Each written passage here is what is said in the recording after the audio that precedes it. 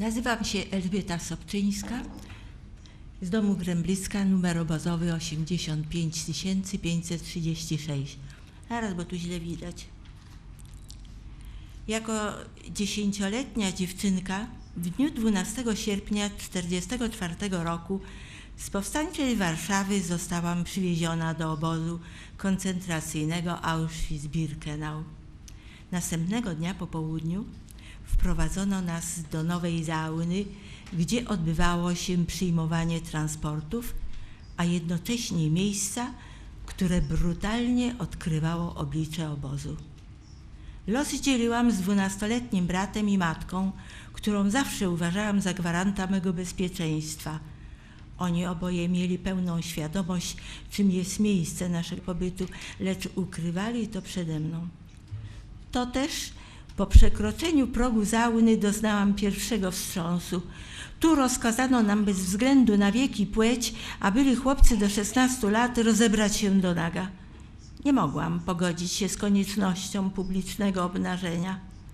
Nagość w mojej rodzinie nie była czymś zwyczajnym, lecz wstydliwym. Nigdy przedtem nie widziałam rozebranej matki. Jej zażenowanie było dla mnie bolesne i to bardzo. Mój Boże, moja mama, moja świętość została tak bardzo upokorzona na oczach własnych dzieci. Starałam się nie spoglądać poniżej jej twarzy. Ponadto w saunie dane by było doświadczyć pierwszej wizualnej lekcji anatomii ludzkiej, dostrzeżenia niezwykłości pewnych fizjologicznych cech dojrzałej kobiety oraz konfrontacji piękna młodego i brzydoty starego, zdeformowanego przebytą otyłością ciała.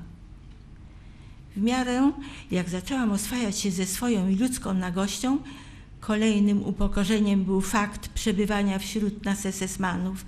Robili wrażenie, jakby przechadzali się wśród stada zwierząt. W pomieszczeniu, w którym odbywało się strzyżenie wszelkiego owłosienia, oczekiwał mnie kolejny dramat. Świadomość, że mogą obciąć mi warkocze, a głowę ostrzyć do gołej skóry, była przerażająca. Uważałam, że taki proceder może usprawiedliwiać tylko ich zawszenie. Tymczasem z moich obserwacji wynikało, że włosy obcinano wszystkim, a przeważnie te, które były ładne i dobrze utrzymane. To też nie wierząc już w żadną sprawiedliwość, której nawet moja mama nie mogła zapewnić ani mnie obronić, nie zwracając uwagi na miejsce i sytuację, z rozpaczy wpadłam w histerię.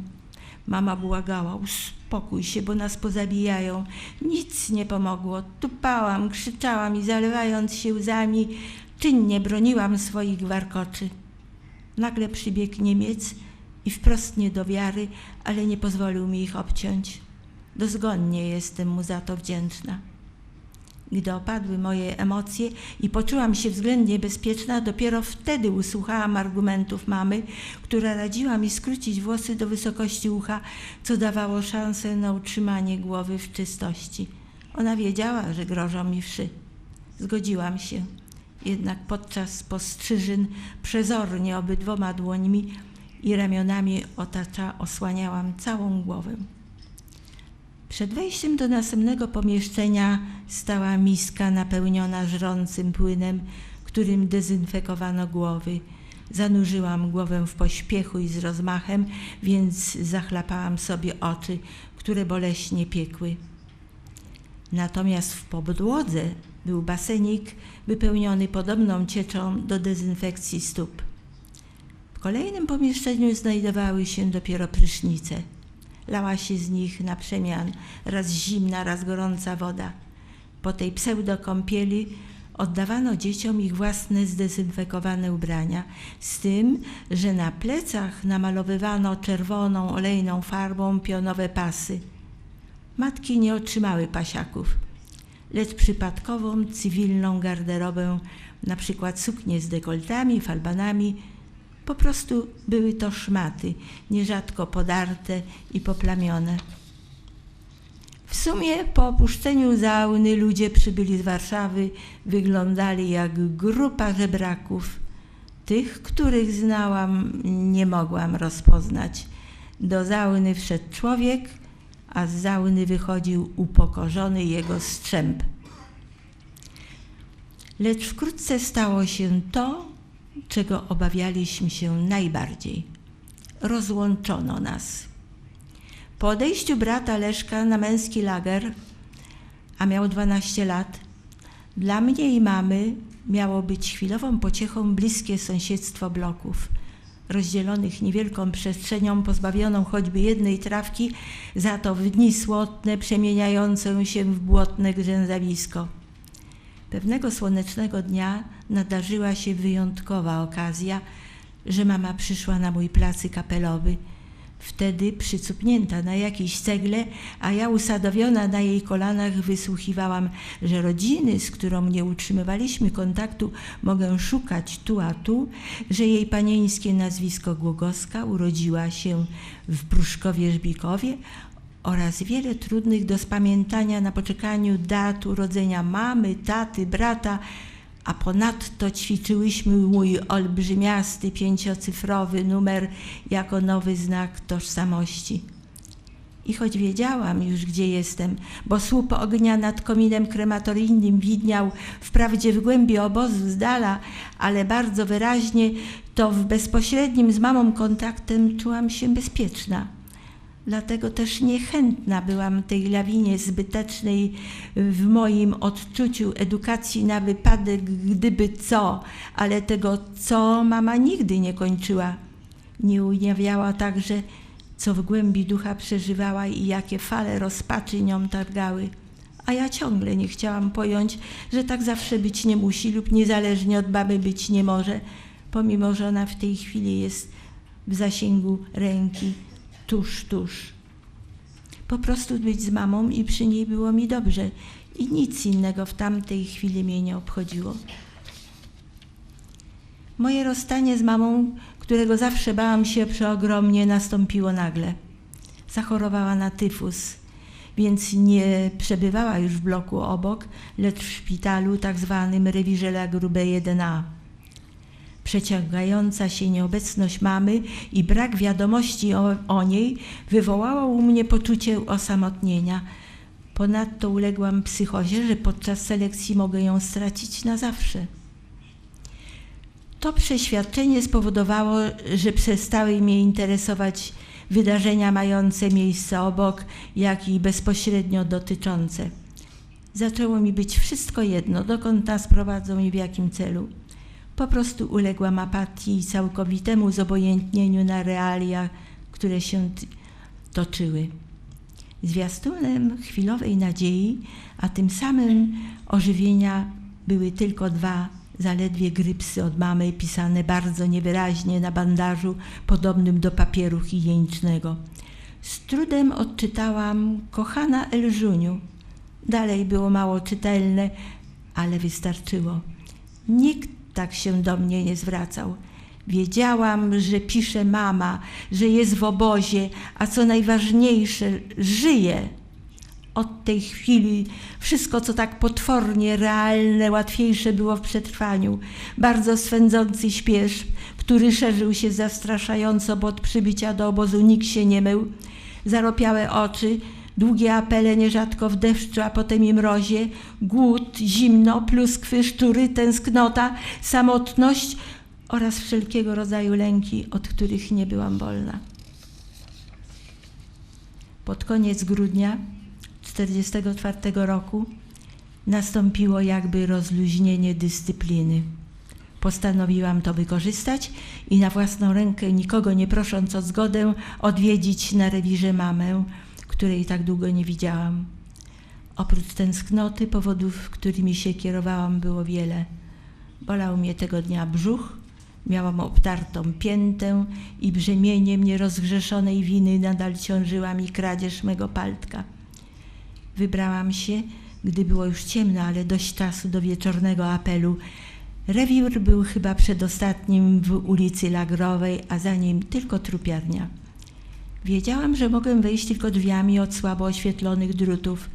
Szłam zatem wzdłuż baraku. Blask światła pozostawiał za moimi plecami. Wtedy Ku memu przerażeniu dostrzegłam, że gdzieś przy jego końcu, pod ścianą, leżą jedne na drugiej sterty nagich trupów, a w nich coś się rusza. Zawracałam 3-krotnie, nim przezwyciężyłam strach i dotarłam do mamy. W końcu przytuliłyśmy się do siebie, bo mama była już w trakcie rekonwalescencji. Lecz radość z tego spotkania stopniowo odpływała, gaszona natrętnymi myślami. Co stanie się, gdy odkryją, że nie ma mnie w baraku? Jak wyjdę sama w te ciemności i przebrnę obok martwych ciał, w których buszują szczury? Jak zdążę przejść niezauważona przez cały długi lager, gdy nagle ogłoszą blokszperę? Boże, gdzie podziało się to bezpieczeństwo, którego ostoją była mi mama? I wtedy, pomimo że nadal siedziałam na jej kolanach, poczułam się nagle bardzo zagrożona i przeogromnie samotna, a miałam zaledwie 10 lat. 16 stycznia 1945 roku, przed wywiezieniem połączonych matek z dziećmi do Karl Sachsenhausen, znalazłam się w saunie w grupie rówieśników z bloku i znowu płakałam.